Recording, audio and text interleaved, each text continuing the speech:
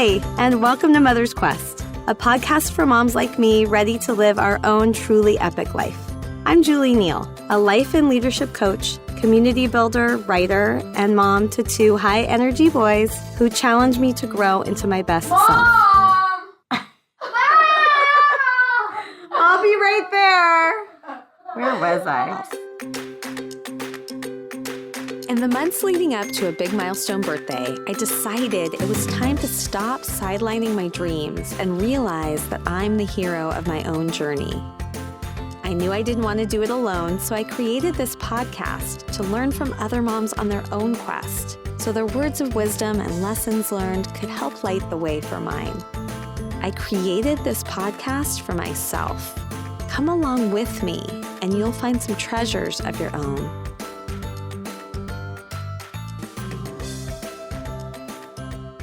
Hello, and welcome to episode number 23 of the Mother's Quest podcast. I'm just back from an amazing week at one of my most favorite places, UCLA's Bruin Woods Family Camp in Lake Arrowhead, where I felt like I had an amazing reset, a chance to unplug and notice some patterns from a fresh perspective. It's so perfect then that I came back to put the finishing touches on this episode with the author of The Miracle Morning for Parents and Families, Lindsay McCarthy. I've been wanting to have Lindsay on the podcast for a while now. I knew I had a lot to learn from her, but I didn't realize our conversation would inspire a collaborative 30-day Mother's Quest Miracle Morning Challenge that will start Monday, July 17th.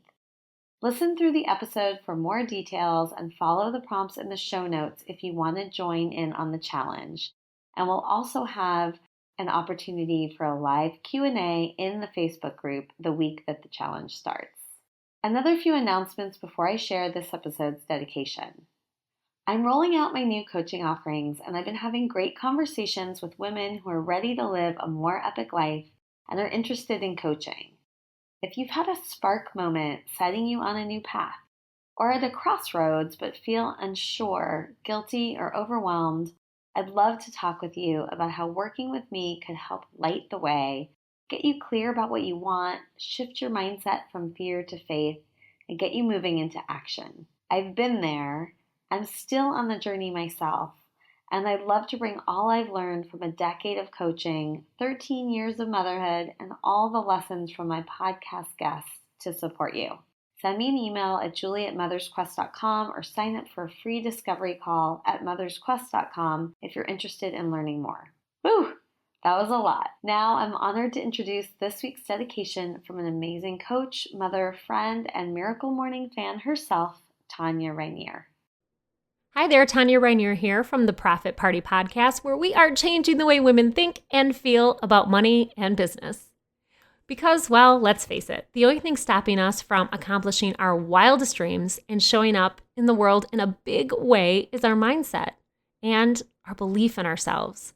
Which is why I'd like to dedicate this week's episode to the one person who believed in me even when I didn't believe in myself. The person who filled me with hope when I was filled with doubt. The person who always saw the best in me and challenged me to tackle the impossible. She's my cheerleader, my rock, and my mother figure, Judy Menino. We don't always get a thank you or a pat on the back for the things we do or the love we give. And sometimes it takes years before our selfless efforts are recognized. And I know you're one of those people. So today, I'd like to take a moment to recognize you.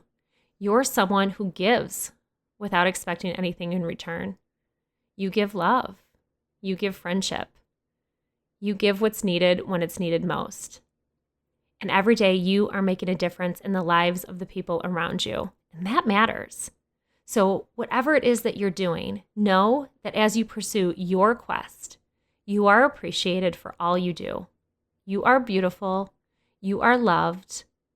And you are always enough. Thank you, Tanya, for that beautiful dedication. I love that you opened with the importance of mindset and belief in ourselves, something this episode's guest, Lindsay McCarthy, and I talk about as we share how we've been each discovering and owning our voice and our own life experience to inspire other mothers. Lindsay is a wife and homeschool mom of 2 kids. She's the co-author of The Miracle Morning for Parents and Families, has a Facebook community of the same name, and is creator of GratefulParent.com, where she blogs. We go deep in this conversation about the epic journey that brought Lindsay from attending a conference where she met Miracle Morning author Hal Elrod to essentially writing a manual for bringing the Miracle Morning practice to parents and families. We talk about our mutual love of frameworks and acronyms and how she and her husband adapted the Miracle Morning Savers to create their own acronym, CHARMS, which brings creativity, health, affirmations, reading, meditation, and service to her children every morning. I love how Lindsay brings intentionality and mindfulness to her parenting and how she's living her own version of an epic life, one rooted in being an amazing mom and co-creating incredible learning experiences for her children. She helped me change my perception of what homeschooling can look like and realize that we're all a homeschooling mom when we seek opportunities for our children to pursue their curiosity and passions. I'm also impressed by how committed Lindsay is to this Miracle Morning practice, which has dramatically changed her family's life and the lives of so many others through her book and group. I'm thrilled I finally got a chance to talk with Lindsay and that together we'll create this collaborative challenge.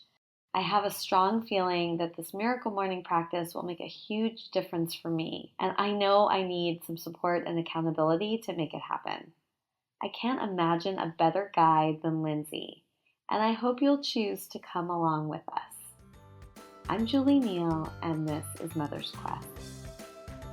Lindsay, welcome to the Mother's Quest podcast. This conversation has been a while in the making, and I'm so excited to talk with you today. Yeah, thank you so much for having me on. And like you said, it's been a while in the making. I'm so happy to be here and sharing my story. Well, let's get started. You're unique in many ways for my podcast guests because you're actually also an avid Mother's Quest podcast listener. So I know you know these questions well from listening to these conversations. The first one is always a chance for me to learn a little bit more about your background and your childhood. So tell me a little bit about where you grew up and specifically what impact your mother had in shaping who you are today. Yeah, so I actually still live in the hometown where I was raised in Westchester, Pennsylvania. My parents live 15 minutes away. They're really involved with being great grandparents. They're here all the time. And, I had a really wonderful childhood, especially my mom. We were very close. I had two older brothers, so I was the only girl. And so my mom and I had a very special bond. And she introduced me to field hockey at a very young age. I was about 9 years old, and she took me to see the U.S. and China play, and I was just completely mesmerized by the game. And at the time, there was nowhere for 9-year-old girls to play field hockey. So my mom actually created a league with some friends of hers and their daughters for us to have a place to play. And I think that really stands out to me as, the character that my mom has, that she really just wanted to give us a place to play because there wasn't one. She just created it for us. That just speaks volumes to my mom. That makes a lot of sense to me that she passed that quality to you about, initiating and creating opportunities for your kids because, from what I've learned about you in terms of how you are homeschooling your kids, it seems like you've really taken on that ability that there's no obstacle that you can create and shape whatever experiences your kids are seeking. Yeah, totally. I think I definitely took that quality from my mom, and no doesn't always mean no. It just means they don't quite understand yet, or that there's always a new possibility. I love that. So also about the EPIC framework and about my journey that, I'm living this, what I call my epic life, which in many ways is following the idea of a hero's journey, but I've taken on my own definition of what I want that to be. I would be really curious to hear you share a little bit about what your journey is, if it's the hero's journey or some other metaphor, how you think about the life that you're living.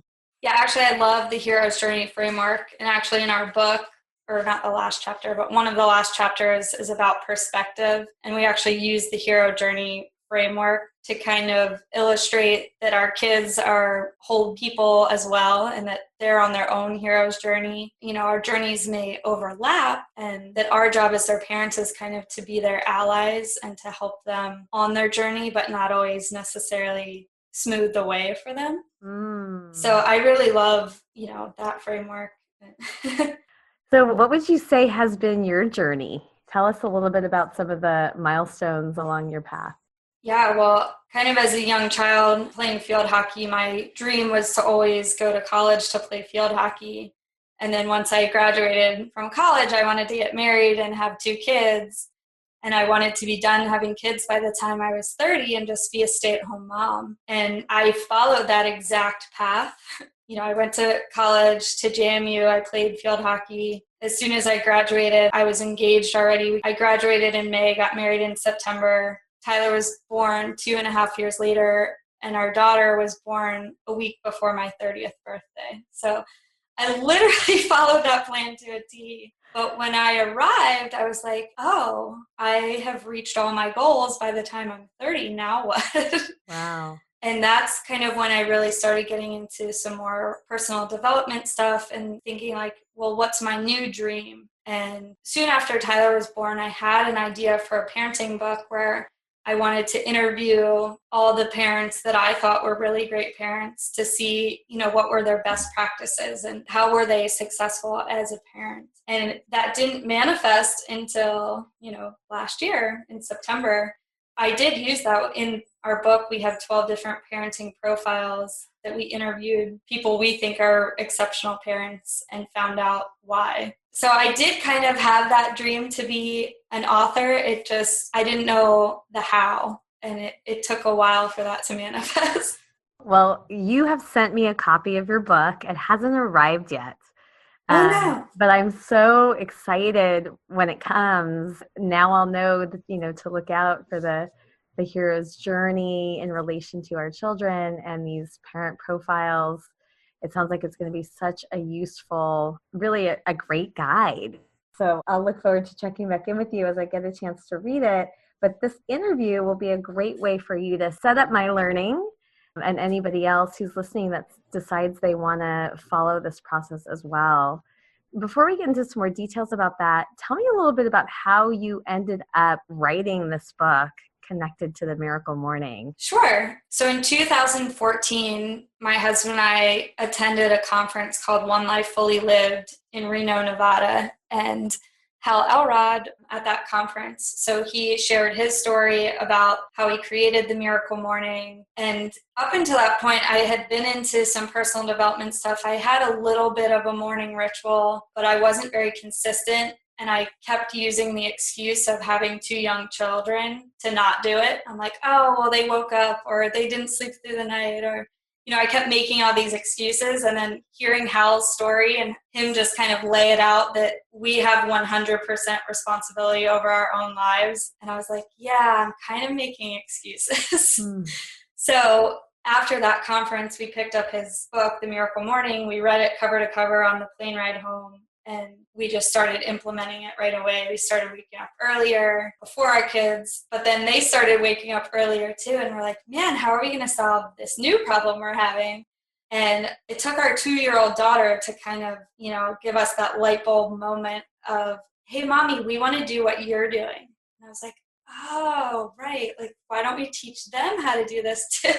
So that's what Mike and I started doing. We started teaching our kids little pieces of the savers. And then flash forward to the same conference in 2015, Mike and I were both speakers, and Hal was the keynote again. So at the welcome reception, I got to go up to him and just thank him for writing The Miracle Morning and tell him how it had impacted our family and that we were teaching our kids. And he was really excited about that because he has 2 young kids as well. And he's like, how'd you do it? My kids don't do it. So we started having a conversation about that. And a couple weeks later, I woke up with some poems in my mind of how to explain the savers to children. And I just emailed it to Hal and said, I know you've been thinking about writing a children's version of this. Maybe these poems would help you. And he wrote back the next day, I think parents need this information. Would you consider writing The Miracle Morning for parents? And we said yes. So my husband and I actually wrote it together, and it was just an amazing process because we would go out on date nights and bring our pad and pencil and just start scribbling notes like, what do we think makes an exceptional parent, and how do we want to parent our kids? And it just raised all these really powerful questions that I think any couple should be talking about when they're co-parenting. What an incredible experience to partner with your husband in that way. Yeah, it really was. And like I said, I think all parents should sit down and be asking their spouse these questions, to go through all the exercises we put in the book to come up with our family values and to pass those on to our kids. I kind of see this book as an operations manual for the running of our family. And it just so happens that now that it's in the world, it might be able to help other families do that too. Well, I think this would be a good segue to get into the EPIC guideposts. And so each letter of EPIC stands for the things that I think while we're raising our children will help us to live our hero's journey. And the first one, E, stands for engaged, and that's about being engaged mindfully with our children. So tell me what you and your husband figured out in all of those, date nights with your paper and pen. What are the things that you have found to be the key to engaging with your kids? And maybe you can also give us a little bit of a frame for the way that you've adapted how Elrod work with children. Yeah, so the Miracle Morning really is how we engage mindfully with our children. And we've taken his Savers framework and we adapted it for our kids. After we started doing it, Tyler came to me and he said, "Mommy, I don't get it. Why do I have to save my life?" Because the original acronym is Life Savers, which that stands for silence, affirmations, visualization, exercise, reading, and scribing. And at age 6, he was having a hard time with the scribing piece. So we just said, well, let's rename it. What do you want to call it? And we had already been calling scribing creativity for them. So they could draw, they could color, they could paint, they could make up a play, they could play an instrument. That one was very, very broad. We just wanted them to get their wheels turning in the morning. And we also wanted to expand on exercise to include a healthy breakfast. So we called that category health. Affirmations and reading we really couldn't change, so we kept those. And then we combined silence and visualization into a category we called meditation. To us, those were kind of two things on the same coin, they're just both forms of meditation. And then we added an S that we called service. We really wanted our kids to have a heart of compassion and be servant leaders in the world. So we thought, why don't we just build that into their daily ritual? And that's probably my favorite one, because now they'll come to me in the morning and they'll say, "Oh, Mommy, how can I serve you today?" And, oh my goodness. I get to be like, "Oh, can you feed the dogs?" Or "It would be great if you brought your laundry down." Or this is genius. Can you back up a little bit and share a little bit more about the importance of having a morning practice and dedicating time in this way? How have you found that it makes a difference for you and your children? Well, I think we're in a unique situation that we're homeschoolers. And because of that, we have a lot of flexibility. So I really wanted our kids to have a semblance of structure still. So the Miracle Morning is really what kind of gives us structure to our day. But I also think for people who are not homeschoolers, it's also really important for their kids to have healthy habits in the morning. People ask me all the time, like, well, doesn't this take way too much time in the morning? Like, we're already pressed for time.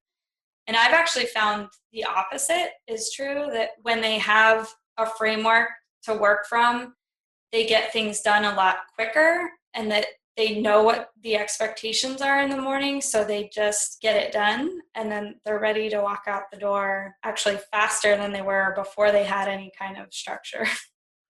So walk us through sort of a Cliff Notes version of what the morning then looks like for your children. Sure. So it's a little bit different because Emmy's 4 and Tyler is 8, so he's a lot more independent than she is. So for Tyler, he literally will wake up whenever he wakes up, which is usually around 7, and he comes down and makes himself breakfast. He's already dressed, and Sometimes his service will be reading to Ember. Sometimes his service would be making breakfast for the family. So he not only makes himself breakfast, but he'll make me eggs, or he'll make Ember eggs. And then he usually moves on to creativity, which sometimes he gets a little lost in that. So it might take a while to do creativity if he really is enjoying what he's doing. And we have a little station in our kitchen that has all kinds of art supplies, so they can help themselves. And they just, he loves making paper airplanes. That's kind of his new favorite thing right now. So yeah, they'll just make something creative. We do a lot of audiobooks. So during the school year, they go to a homeschool community 3 days a week. And on our drives there, we listen to an audiobook, and they usually do their affirmations in the car too. So Tyler has his memorized. We just do ABC affirmations. So they just follow the alphabet. And Ember's, I say them to her and she repeats them back.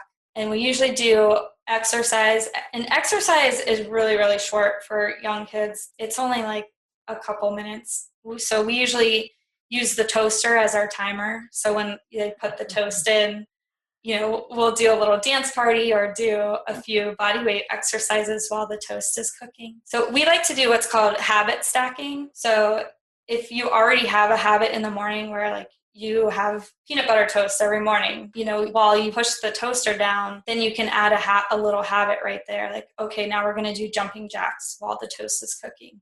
So it's like you're not really adding time to your morning. You're just adding a new habit. Wow, these strategies are so clever. But what I like about them is they don't feel like they're hard. And there's an aspect of it that's just really fun. Mm-hmm. Yeah, actually the charms is what we call them, the creativity, health, affirmations, reading, meditation, and service. They're in a chapter of the book called Playfulness. That is the spirit of it. It should be really fun for kids. It should be fun for adults too. But, you have to keep it really playful for them, or they're going to think of it as a chore and they're not going to want to do it.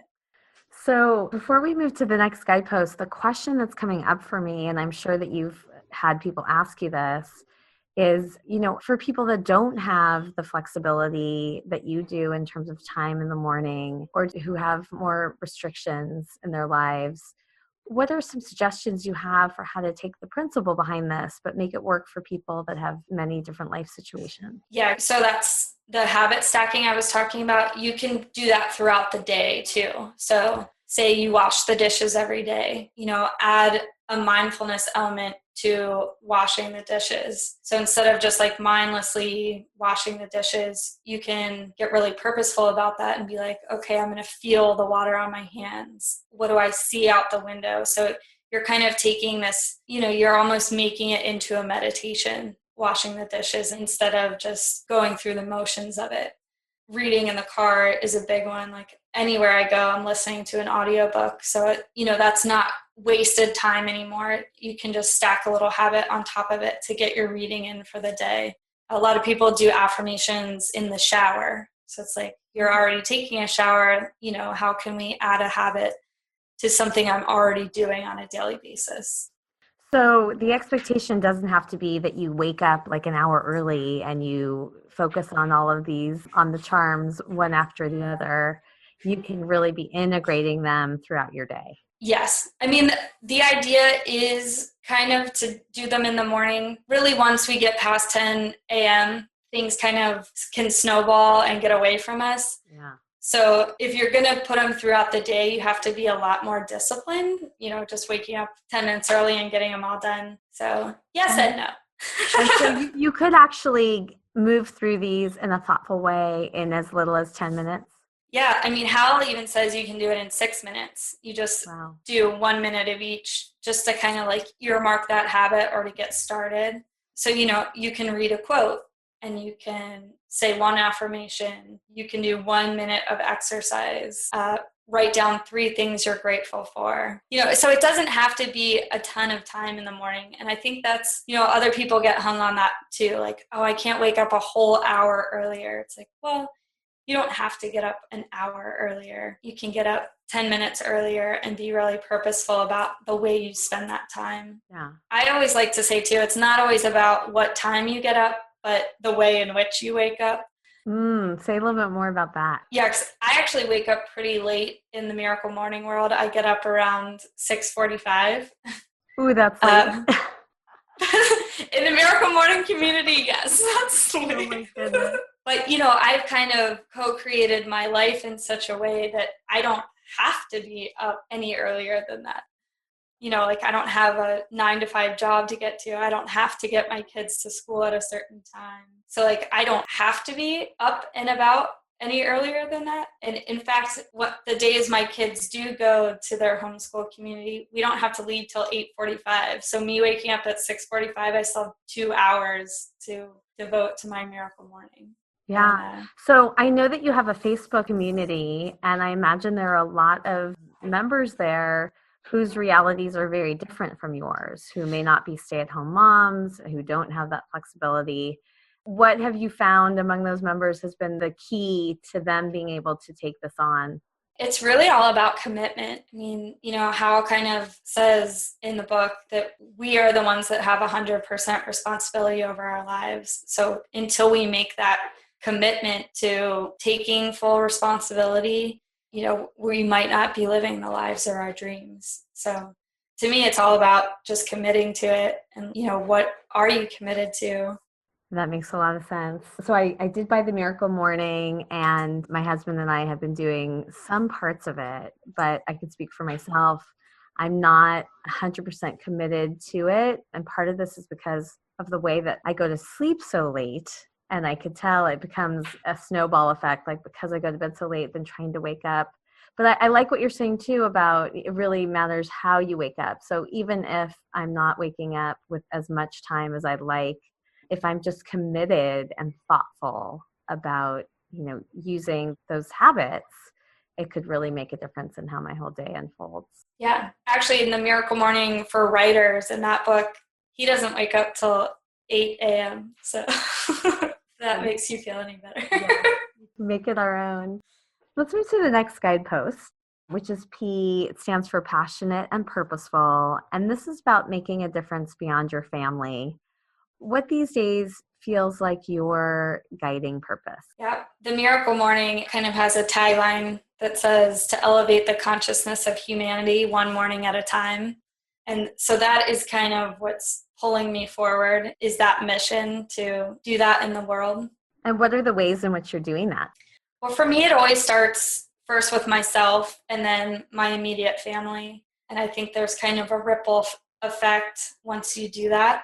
But my husband also runs a mastermind group called Go Abundance. And as a little offshoot of that, we've started doing these Famabundance retreats where we invite members of that community and their wives and their kids to come, and we dream about the future in our families, and we go on these trips together, and we're really building a purposeful community around grabbing life big, essentially.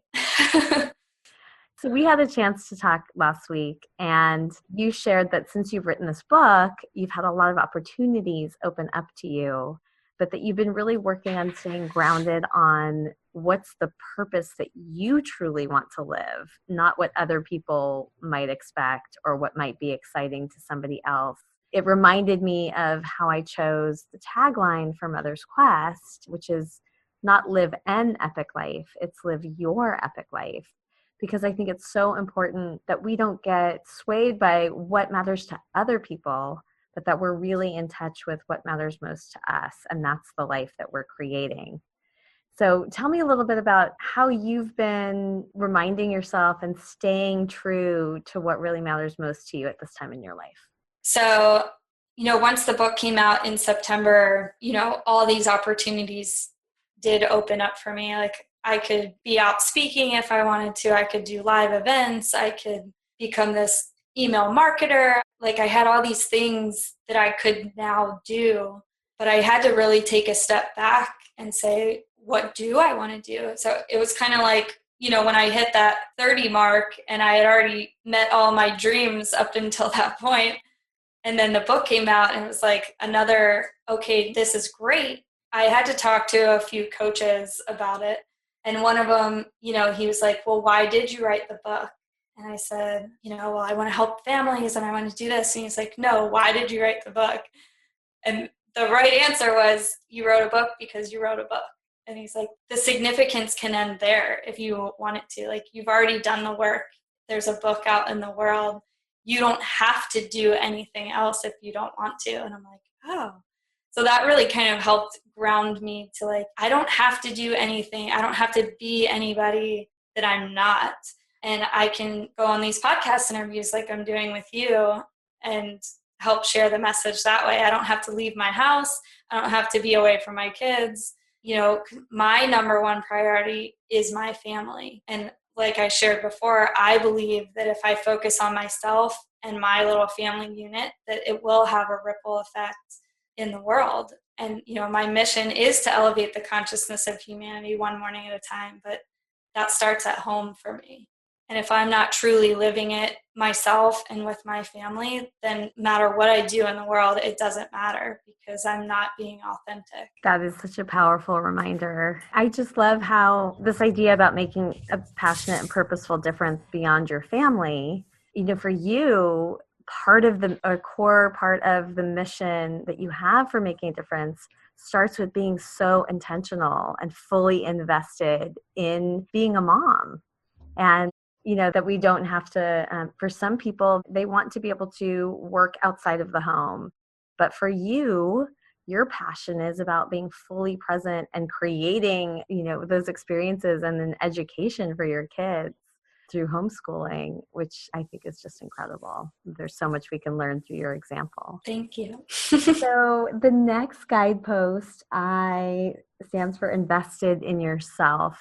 You've already been talking about one of the ways I see you investing in yourself, which is staying true to who you really are and what you really want in your life. What are some of the other ways that you invest in yourself? I think that's very true, that one way I do invest in myself is to stay true to myself. But I think in order to do that, you have to really know yourself well.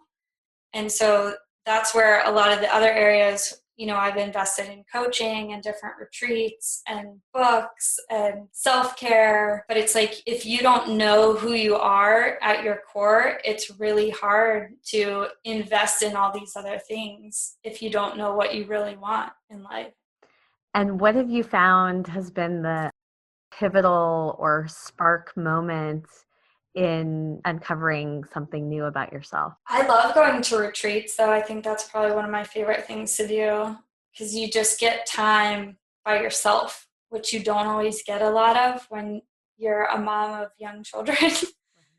My spirit coach, she does a retreat in Sedona every year, and I've gone the past couple of years. And those are just times to really rejuvenate and to reconnect with myself and take time to slow down and figure out, what do I want to create in my life?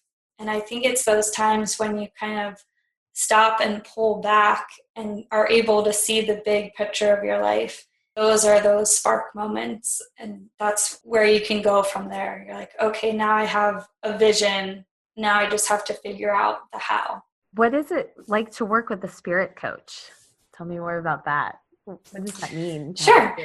So I work with her one-on-one once a month, and we just have phone calls. I call her, and she's very intuitive, so she gets these messages for me, and she'll share that message with me. It's always so relevant to whatever I've been struggling with that month.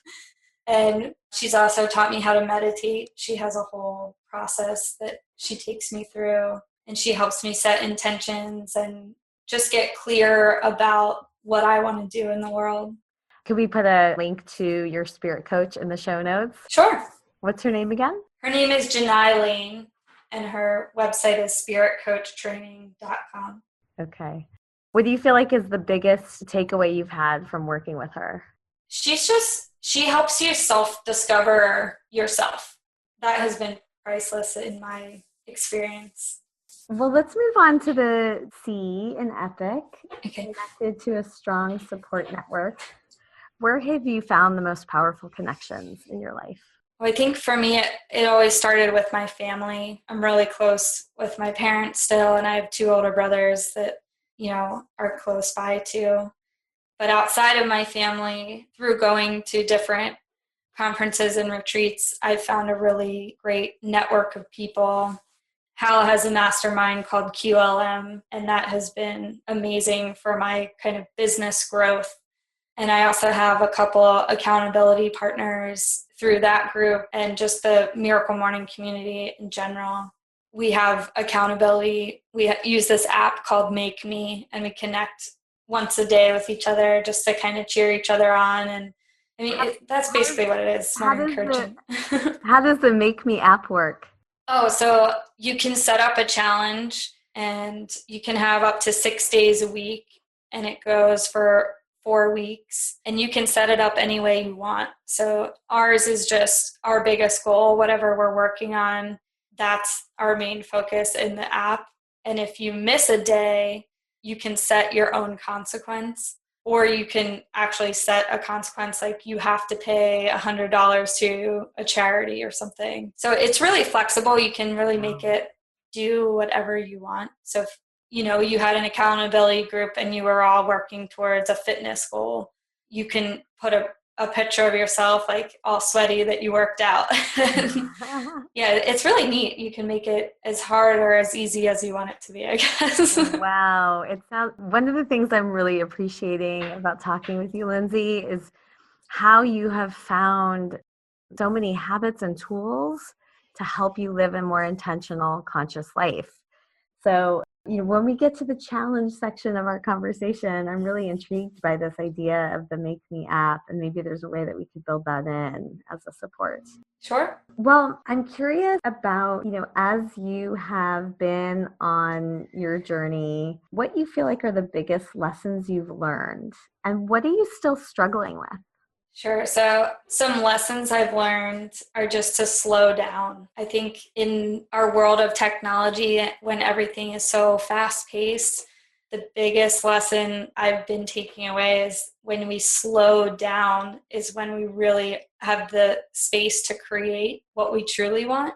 Another lesson I've been learning is just to rely on my support systems. Like I can kind of be a person who wants to do it all myself, but something I've been learning lately is that everybody has different strengths. And when we can work together and play to those strengths, then everybody wins on a bigger scale. And what do you feel like is your biggest area of growth? Probably my confidence. I think if you spoke to me even 2 years ago, I would have not been as confident as I am today. And so that's a process that's still evolving for you? Yes, definitely. It's still something I struggle with, and procrastination is a big one I struggle with. I can identify with that one. I'm wondering, could you have ever imagined a few years ago that you would have written a book, that you would be speaking on podcasts, that you could, be speaking at keynote? How much is this you stepping into a fuller expression of yourself, or did you sort of always feel like you were on this path? I did not ever think I would be on this path. And actually way back in 2007, when I kind of had that idea for the book, I completely dismissed it. I'm like, I'll never write a book. And Janai has a school in San Rafael, California. And I went there, and they're intuitives who are practicing. So I went and had a reading, and the woman who was giving me a reading said she saw me on a stage, and I was standing there with lights on me. And it terrified me. I was like, no, you're way off. like, I will never be on a stage. There will never be lights on me. And I wrote that off. And, but all these things are now coming to fruition in my life. And it's surreal, to be honest with you. What do you know now about yourself that you didn't see or know before? I think that I am a powerful co-creator. I'm a pretty petite person, and I never really thought of myself as having much power or having a big voice in the world. And now that's changing a lot. And it's, I think it's really cool for my kids to see too, though, because a lot of the things I do are kind of for them. And I think having them see me step into a fuller expression of myself is giving them permission to do the same. Yes. You and I had an exchange where we realized that in many ways we're having parallel experiences. you through your book and me through the podcast of really stepping into our voice and our power and then seeing what's possible for our children when we do that. Yeah. I love that we're both on this journey together. And I agree and identify a lot with what you said about, if a few years ago, if someone told me that I would be actually using my voice and sharing it with people across the world, I wouldn't have believed it. But it has been an amazing process so far. What would you say is the biggest thing you've noticed in terms of an impact? What do you think has been the biggest impact of the journey you've been on for your children? With each passing year, I'm kind of stepping more and more into my own. It actually started with homeschooling. If you had asked me when my kids were born, would I homeschool them? I would have said, you're crazy. Like, I was sending them to public school. I went through public school. We live in the same district that I went to school in. I turned out great, so of course I'm going to just send them to school. And then when we got there, Tyler would come home and tell me that they didn't go outside. I'm like, you didn't go outside today? Why not? And he's like, oh, because, so-and-so didn't get their work done. So we had to wait for them and we didn't get to go outside. And I'm like, in our district, kindergarten is only a half day. It was only 2.5 hours. And he would complain that he was sitting forever. And I'm like, you're only there for 2.5 hours. Like, what do you mean you're sitting forever? He's like, and mommy, it's so boring. Like, all we do is write letters. He had gone to preschool, so he already knew how to write all his letters. I just kind of had this epiphany that it's not going to change for him. He's always going to be bored because he's a pretty smart kid and he catches on really quickly. And, in first grade, they're there for 6 hours a day. And I was like, I don't think I can send him. So my husband and I kind of talked about it and we started looking into other options like private schools. And I had a friend who homeschooled and she told me about this homeschool community that they now attend. And we went there.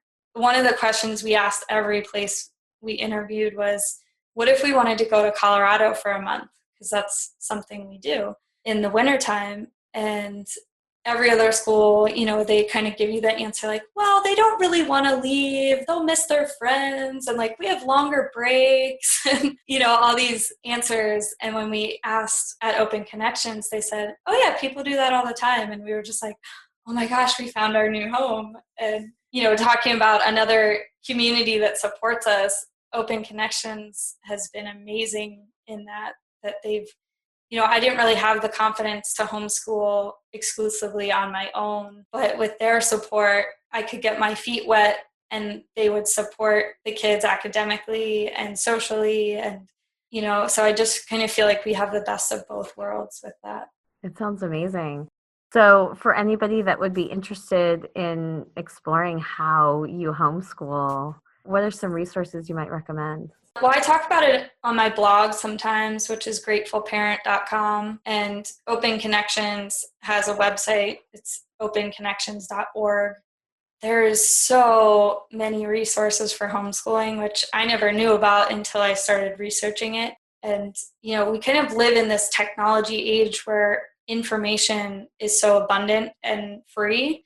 I mean, you can literally get MIT's entire education for free online without ever stepping foot in a classroom. Well, I have, my little guy, Jacob, who's almost 5. He has 1 more year at preschool, and we've been getting more clear about some of his needs and what kind of environment will support him. He has some sensory processing issues. I think he's really bright.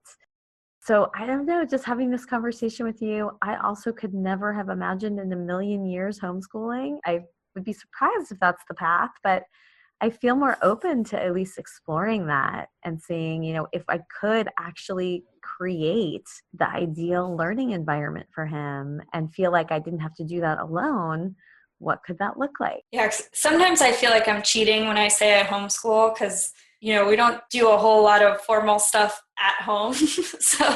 But homeschooling looks differently for every homeschooler I know. So, there are some people who literally do school at home, and that's not our style, but, I think to each their own. And if you send your kids to public school, great. Like if you send your kids to private school, great. Like kids are sponges. They're going to learn kind of no matter what environment they're in. But if you have the resources to create the perfect environment for your individual child, like why wouldn't you use them? So rather than the conception that most of us probably have of if you homeschool your children, it means you're providing all the instruction and you're doing it within the walls of your home.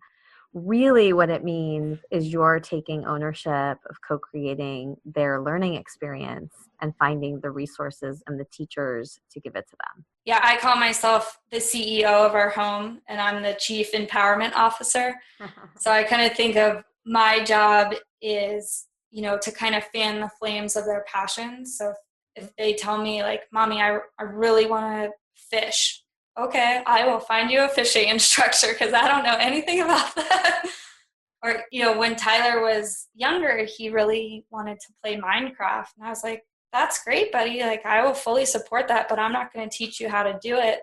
So I found him a YouTuber that would teach him how to play Minecraft. And I bought him some Minecraft books. And that's actually how he learned to read, because he wanted so badly to learn to play Minecraft that I bought him these books and he started reading them and he just ran with it. What I love about this idea, even for those of us where choosing to homeschool is not the right plan, this idea of really stepping into our ownership in terms of following our children's passions and creating and helping them find experiences to fan those flames, that I think we can do. Even so many of us struggle with the summer.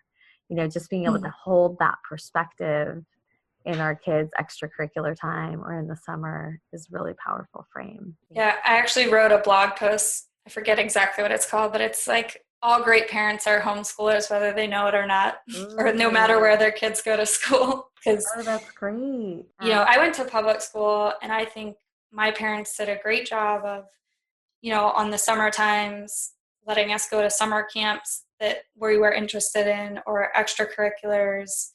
Like my parents took me to archery practice once a week when I was little because I wanted to learn how to shoot a bow and arrow.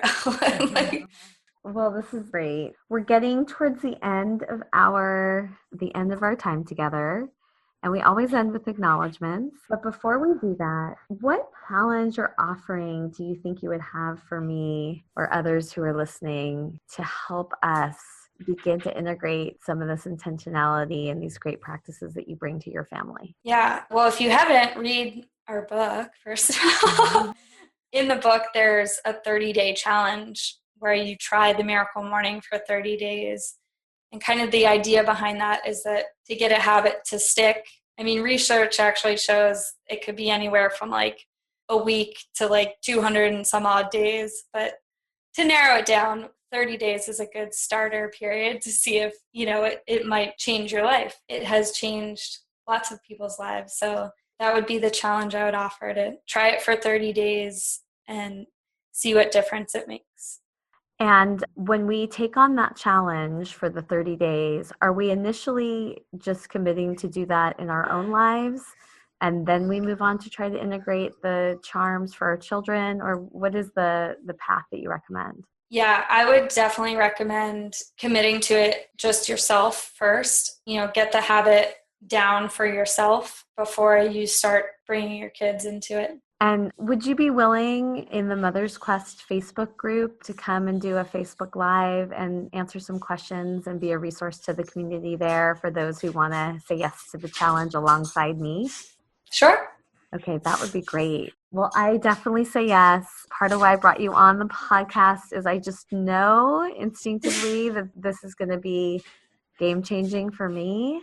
I know I need it, and I know I need the accountability. So I definitely say yes, and I look forward to getting some support in your group and then sharing it with others that want to within the Mother's Quest community. So thank you so much, Lindsay, for that.